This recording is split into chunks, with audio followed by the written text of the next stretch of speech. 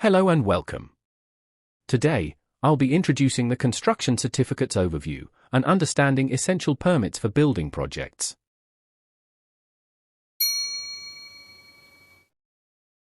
The Certificate of Practical Completion, CPC, is a formal document issued by the contract administrator, typically the architect under PAM contracts, signifying that the construction works, or a defined portion thereof, are practically complete in accordance with the contract terms. This certificate is crucial as it marks the beginning of the defects liability period, which is the timeframe during which the contractor is responsible for rectifying any defects that arise. The issuance of CPC may also trigger the release of part of the retention monies held by the employer and the handover of site possession. Furthermore, it has implications for insurance and the transfer of responsibility.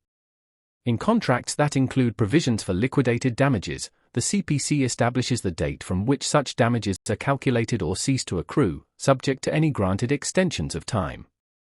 The CPC is issued by the architect or engineer superintending officer as defined in the contract, and its issuance is governed by express clauses in the PAM forms. It is important to note that the CPC is a contractual certificate and should not be confused with statutory certificates like the CCC. Sectional completion certificates, also known as certificates of sectional completion or partial completion, are issued when a definable section or phase of the construction works, such as a specific block, services, or floors, is practically completed. These certificates are particularly useful in phased projects, allowing for staged handover and occupation. The issuance of these certificates triggers the defects liability period and payment events for the completed section only. The same parties who issue CPCs, architects or engineers, are responsible for these certificates. On the other hand, the Certificate of Completion or Certificate of Completion of Works is a general term that varies in meaning depending on the contract. In some contexts, it is synonymous with practical completion, while in others, it signifies final completion, indicating that all works are complete and defects have been remedied. It is essential to refer to the specific contract wording to understand the exact implications. In Malaysian practice, there is a clear distinction between practical completion and final completion, and this differentiation must be respected to avoid contractual misunderstandings.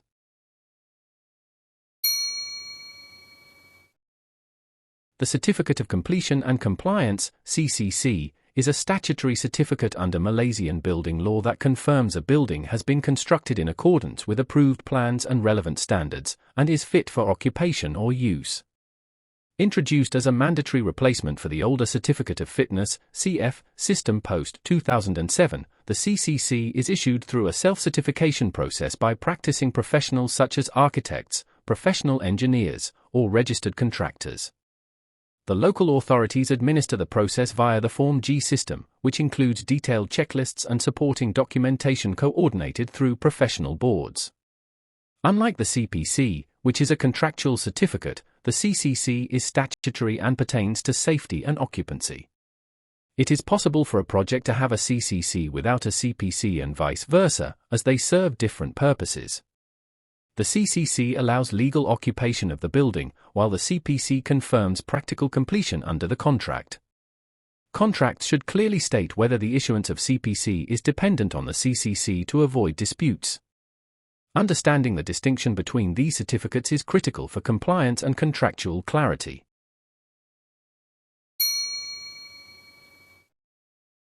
Certificates related to non-completion and subcontractor works play a vital role in managing project timelines and responsibilities. The Certificate of Non-Completion, also known as the Certificate of Non-Practical Completion, is issued when the date for completion has passed and the works have not reached practical completion. This certificate serves as a formal record that the contractor has failed to complete the works on time, thereby preserving the employer's rights to claim liquidated damages. It is typically issued by the engineer, superintending officer, or architect to put the contractor on notice and prevent the contract from becoming time at large. If an extension of time is later granted, a new certificate or appropriate documentation may be required to reflect the updated timeline. Additionally, for nominated or specialist subcontractors, a separate certificate of practical completion may be issued for their portion of the work. This is common in contracts like PAM, which envisage nominated subcontracts. These certificates ensure that subcontractor responsibilities are clearly documented and that their completion status is independently verified, contributing to overall project accountability. Financial certificates are essential for managing payments and closing accounts in construction projects. The Interim Payment Certificate, also known as the Interim Certificate, is issued regularly, typically monthly or periodically, to certify the sums due to the contractor for work completed to date. These certificates are based on valuations and stage payments and are common in PAM, JKR, FIDIC, and other contract forms. They are issued by the architect, engineer, or quantity surveyor and trigger the employer's payment obligations under the contract. The Certificate of Final Account, Final Certificate, or Final Payment Certificate documents the agreed or certified final contract sum after evaluating variations, adjustments, claims, and set-offs. This certificate is issued after the contractor submits the final account and supporting documentation, and after necessary checks are completed. It signifies financial closure, including the release of any remaining retention monies and the end of the employer's payment obligations, subject to latent defects. These certificates also serve as evidence for accounting and audit purposes. Malaysian PWD and Jabatan Contractor Guidance, along with PAM practice notes, outline the procedures for issuing final accounts and certificates, ensuring transparency and compliance.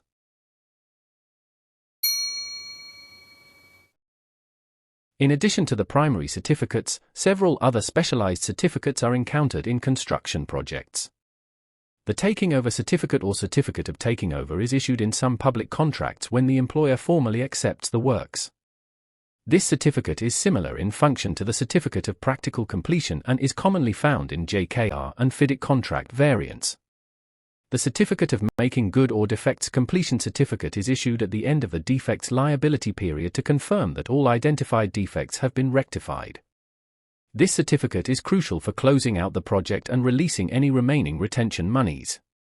For mechanical and electrical, M&E, or specialist works, commissioning certificates or certificates of practical completion of tests are issued to confirm that systems meet the required performance criteria before handover. These certificates are often prerequisites for obtaining the CCC and are part of the Form G checklist. They ensure that critical systems are tested and verified, contributing to the overall safety and functionality of the building. Understanding and managing these certificates is essential for comprehensive project completion and compliance.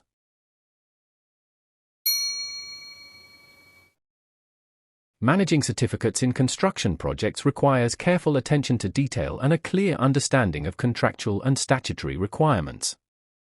One common pitfall is confusing the Certificate of Practical Completion, CPC, with the Certificate of Completion and Compliance, CCC. These certificates serve different purposes. CPC is contractual, while CCC is statutory, and should not be assumed to imply one another. Contracts should explicitly state any dependencies between them to avoid disputes.